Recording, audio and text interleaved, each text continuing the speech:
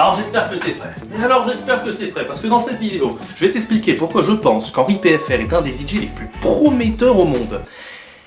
T'es pas prêt?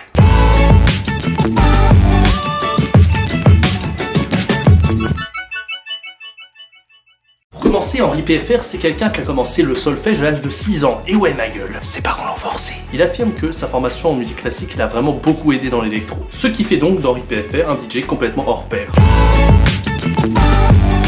Son style musical, justement, parlons-en, est un petit peu à mi-chemin entre la pop et la tropical house, un petit peu dans les styles Matoma, Kygo. Kygo, vous connaissez certainement, je pense. Et ben, Henri PFR aime beaucoup Kygo. Moi aussi, Kygo est un de mes DJ préférés. La notoriété d'Henri commence sur YouTube quand il pose 2 mixtapes qui ont eu un très grand succès. Une sextape? Eh non, pas une sextape, une mixtape. Ah d'accord, mais c'est dégueulasse. Donc parmi ces mixtapes, il y a la Summer Memories qui a atteint notamment les 70 millions de vues sur YouTube en 2013. Grâce à ce franc succès sur YouTube, il signe très rapidement avec le label Armada Music, le label de Armin van Buuren, dont nous parlerons dans un prochain épisode. Et donc en 2015, il produit son tout premier single intitulé Tarida.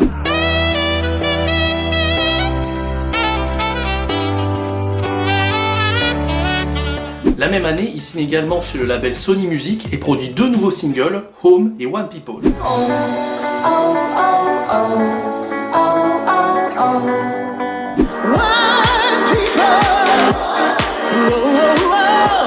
Il a aussi l'occasion de collaborer avec le très célèbre et talentueux Robin Schulz pour son album Sugar sur le single intitulé Wave Goodbye. C'est un peu d'ailleurs comme ça que je l'ai connu, on peut le dire.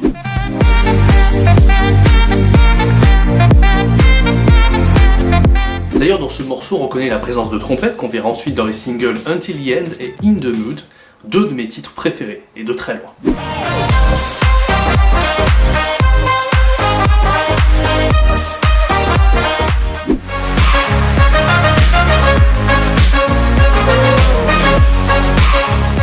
En janvier 2017, Henri remporte les Decibel Music Awards organisés par la radio belge RTPF en tant que révélation musicale de l'année 2017. Il enchaîne ensuite quelques mois plus tard en 2017 avec le titre Flames. Personnellement, c'est mon titre préféré, je l'ai écouté plus de 120 fois sur iTunes, c'est pour vous dire.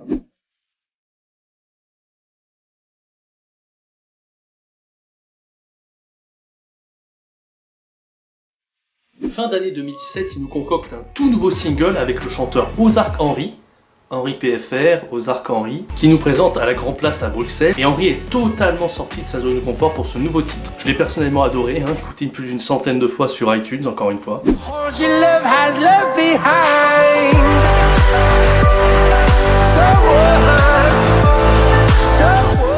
En janvier 2018, il remporte la 3e édition des Decibel Music Awards et devient disque d'or en Belgique. Et enfin, en mai 2018, il sort son tout nouveau single Catching Butterflies avec Hidden. C'est pour l'instant son tout dernier single en date.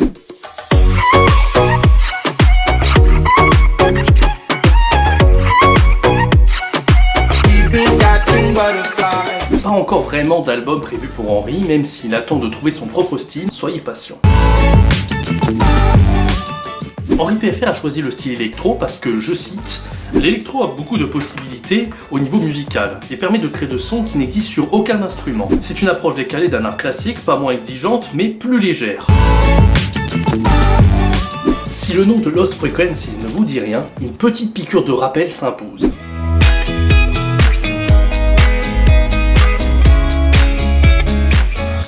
Alors je sais très bien ce que vous allez me dire. Oui, mais pourquoi tu nous parles de Lost Frequencies là? C'est un épisode sur Henri PFR, bordel. Ouais, mais entre Henri PFR et Lost Frequencies, il y a quand même pas mal de points communs. Ah, t'es pas con, toi. Alors, il y a rivalité ou il n'y a pas rivalité entre Lost Frequencies et Henri PFR? Henri PFR décide d'étudier à la fac d'économie et de management de Solvay à 18 ans. Lost Frequencies, lui, il étudie à la même fac, mais à 2 ans de plus que Henri PFR. Mais la grosse différence entre les deux, c'est que Henri PFR, il arrête au bout de 3 mois à la fac. Ça vous rappelle quelqu'un? Alors que Lost Frequencies, lui, il obtient un bachelor dans cette même fac. D'ailleurs, on voit très bien que Henri PFR, il apprécie énormément Lost Frequencies. En effet, dans ce post, par exemple, datant de mai 2017, il remercie Lost Frequencies pour l'avoir fait jouer à l'Auto Arena à Anvers. Il y a donc une sorte d'amitié, d'entraide entre les deux. À part ça, on se rend compte très vite que Henri PFR a une hygiène de vie absolument exemplaire. On a beaucoup de choses à apprendre du haut de ses 23 ans. Il a lui-même été touché par la mort de Avicii en avril dernier. Il dit à maintes reprises d'ailleurs que le métier de DJ et producteur est quelque chose de très difficile. Il ne boit pas, il ne fume pas, et il ne profite pas non plus des situations de fête. En plus de ça, il gère apparemment très bien son argent puisque son père lui débloque de l'argent de poche tous les mois et le reste de l'argent est bloqué sur un compte pour éviter les achats inutiles justement. Ah, cette maturité de dingue. En plus d'être extrêmement gentil et humble, ce gars-là n'a pas du tout le melon quoi. Et sur les réseaux sociaux, il expose pas du tout sa vie privée. Et là, il a tout compris. Il m'arrive parfois de regarder ses stories Instagram et je me tape des barres de rire. Je vous conseille d'aller le suivre d'ailleurs sur Instagram. Dans un avenir plus lointain, à peu près dans une vingtaine d'années, Henri PFR aimerait vraiment devenir compositeur de musique de film. Un petit peu comme Hans Zimmer quoi, en termes de carrière. Et voilà, ainsi s'achève ce premier épisode de Parlons DJ consacré à Henri PFR. J'espère vraiment qu'il vous a plu. N'hésitez surtout pas à écouter les musiques d'Henri et sur Spotify et sur toutes les plateformes qui existent. Et le suivre sur les réseaux sociaux parce que c'est vraiment pas mal ce qu'il poste. Pour suivre les prochains épisodes de Parlons DJ, n'hésitez pas à vous abonner à ma chaîne YouTube et me suivre sur les réseaux sociaux. Et je vous donne rendez-vous très bientôt pour un nouvel épisode dédié à Parlons DJ.